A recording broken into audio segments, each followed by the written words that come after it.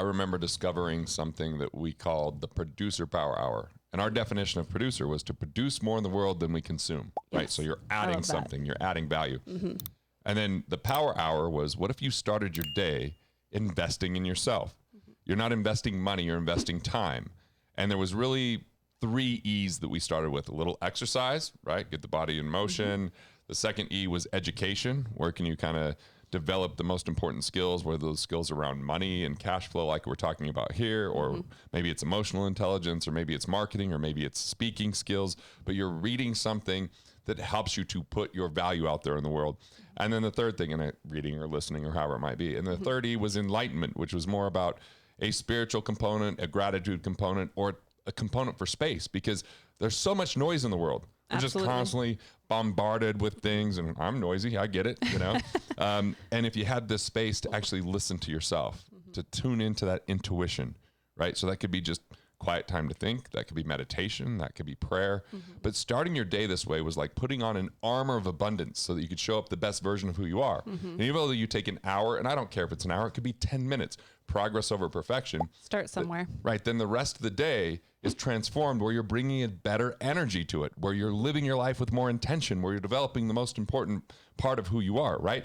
And I think purpose, there's a lot of activities around finding it. But I think that starting your day this way is one of the best ways to discover that purpose, because I can't look at someone and tell them what their purpose is. Right. But I think that there's flashes in our life, right? Just moments.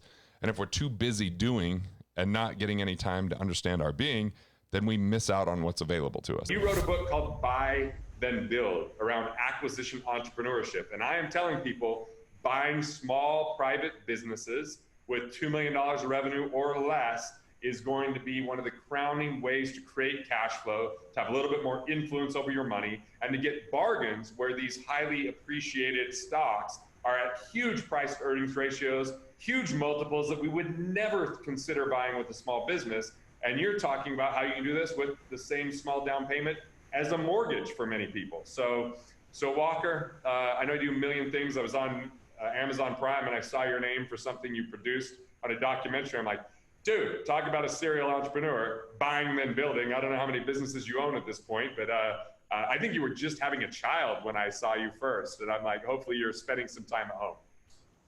That's right. I've got 3 kids now, and I'm down to 3 businesses. I had an exit in October. New kid, one last business. New kid, one last business. That's about right. I mean, there's so much to unpack with what you just said, Garrett. Like basically what I want to hit home is, you know, if you just start with the baby boomers alone, right? There's $10 trillion in business value that needs to change hands. Okay. And on January, trillion in business value. 10 trillion. Yeah.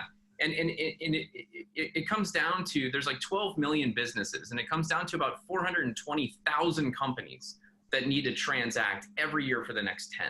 Now, you know, if you look at the middle market, which is sort of like, you know, 25 million and up, it's only about like, you know, 2,000 to 3,000 companies a year. So you're talking about like healthy 400,000 companies looking to transition. Now, in January 1st of 2018, the SBA came out, and Small Business Administration came out and said, listen, it's easy to get a cash flow based loan on these middle market businesses, these like $50 million transactions.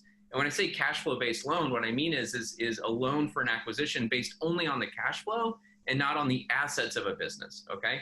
And on January 1st, 2018, they came out and said, we're going to offer cash flow based loans on smaller companies under $5 million in transaction value. So, you know, which is 98% of companies.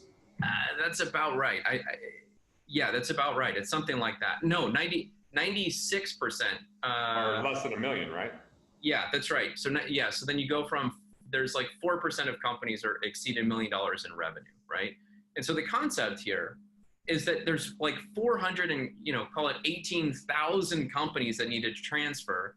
And Garrett, we're talking about 45% of the US economic engine lives with the baby boomers right now, and it needs to transfer, okay? A lot of these businesses found product market fit and you know, sustainability during a time when the internet didn't exist.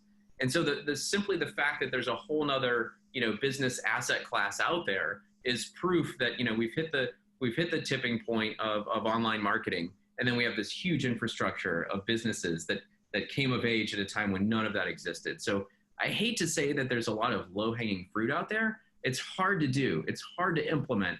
But for the right people that are ready to take it on, it will be the investment opportunity of our lifetime. Economic independence is recovering cash.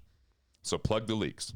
Are you overpaying tax, overpaying interest, overpaying on investment fees that don't perform, or overpaying on insurance costs that don't protect?